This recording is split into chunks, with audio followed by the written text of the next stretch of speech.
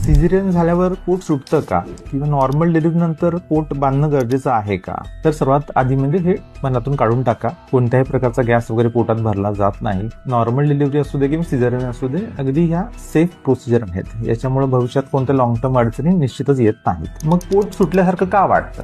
तर याची काही नॅचरल कारणं आहेत. सर्वात पहिलं कारण म्हणजे गर्भाशय पिशवी करणी बरीच मोठी झालेली असते 9व्या महिन्यापर्यंत आणि डिलिव्हरी झाल्यावर एका दिवसात ती काही नॉर्मल पोझिशनला येत नाही. त्याचबरोबर दुसरी गोष्ट म्हणजे प्रेग्नन्सीमध्ये 10 ते 12 किलो जे वेट गेन झालेलं असतं त्याचमध्ये पोटाभोवतीचं फॅट सुद्धा जमा झालेलं असतं. मग याला बांधून काही फायदा होईल का किंवा इतर काही उपाय आहेत का? तर याला आपलं रुटीन डाएट चालू ठेवणे, हळूहळू थोडासा वेळ देणे, गर्भाशय पिशवी आपोआप नॉर्मल लेवलला येत जाईल, फॅट जे जमा झालेलं आहे ते हळूहळू बर्न होत जाईल आणि मसलची विकनेस इम्प्रूव्ह करण्यासाठी थोडेसे एक्सरसाइज असतात. साधारण नॉर्मल डिलिव्हरीसाठी 15 दिवसानंतर आणि सिझेरियन नंतर 1 महिन्यानंतर आपण हे पोटाचे एक्सरसाइज जर सुरू केले तर मसलचा टोन पुन्हा पहिल्यासारखा नॉर्मल यायला सुरू होतो आणि हळूहळू हे पोट नॉर्मल व्हायला मदत होते. तुम्ही जर पोट बांधणार असला तर त्याच्यामुळे फक्त कमरेला चांगला सपोर्ट मिळेल आणि कंबर दुखणं थांबेल.